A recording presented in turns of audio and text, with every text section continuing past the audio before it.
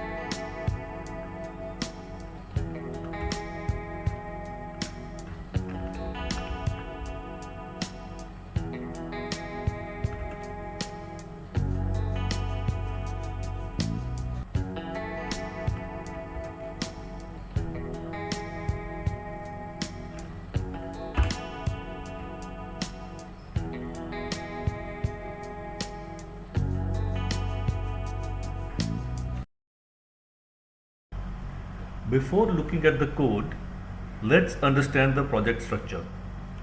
Our project consists of multiple Python files. The main file is quiz_app.py. The questions are stored separately inside category files. For example, Python questions.py, history questions.py, geography questions.py, and current affairs questions.py. Each file contains a list of dictionaries. Every dictionary represents one question and stores the question, 4 options, and the correct answer. This modular approach makes the application easy to maintain because adding a new category only requires creating another question file. At the beginning of the program, we define a dictionary called category files. Each menu option maps to the category name and the corresponding Python module. This allows us to dynamically load questions depending upon the user's selection instead of hard coding everything into one file. Next, we have the function load_questions. Instead of importing every question file individually, we use Python's built-in import function.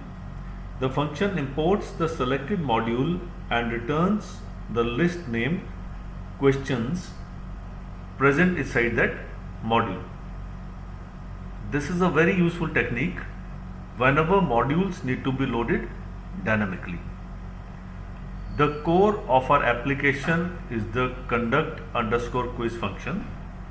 It accepts student name, list of questions, number of questions to ask.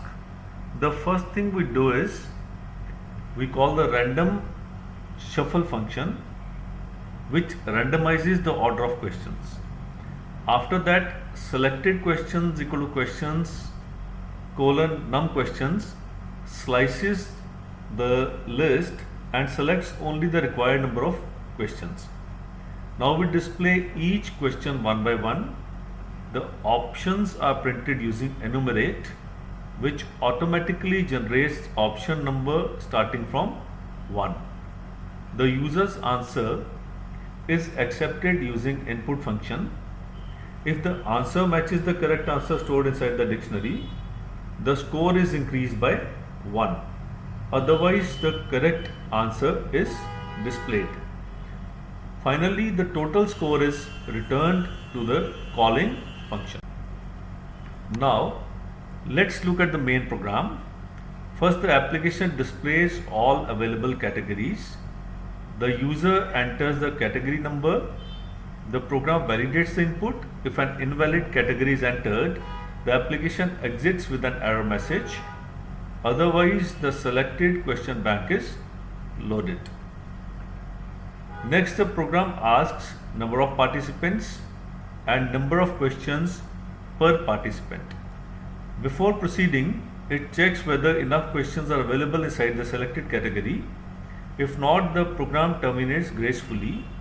This prevents duplicate questions from appearing. Next, for conducting the quiz, a dictionary named result is created. The program loops through every participant. For every student, the name is entered, the quiz function is called, and the returned score is stored inside the results dictionary. Notice that questions underscore copy is passed to the function. This creates a copy of the question list. Therefore, every participant receives an independently shuffled set of questions while leaving the original list unchanged. Once every participant has completed the quiz, the program generates the final ranking. This is done using Python's sorted function. The key parameter tells Python to sort using the score. Reverse equal to true ensures that the participant with the highest score appears first. Finally, the program prints rank, student name, score, creating a clean leaderboard similar to those used in competitions and online quizzes. Through this project, we learned how to use lists, dictionaries, functions, modules, dynamic imports, loops, conditional statements, randomization, sorting, and user input. This project also demonstrates how a larger application can be divided into multiple files, making the code much cleaner and easier to maintain. As an exercise, you can further enhance this application by adding features like timer-based functions, negative marking, difficulty levels, saving scores to CSV or JSON, loading questions from a database, login system for participants, question review at the end of the quiz. These enhancements will help you build an even more professional quiz application. This brings us to the end of the quiz application project. I hope this project helped you understand how multiple Python concepts come together to build a real-world application. If you enjoyed this video, don't forget to like, share and subscribe to the channel. Thank you for watching, and I'll see you in the next video.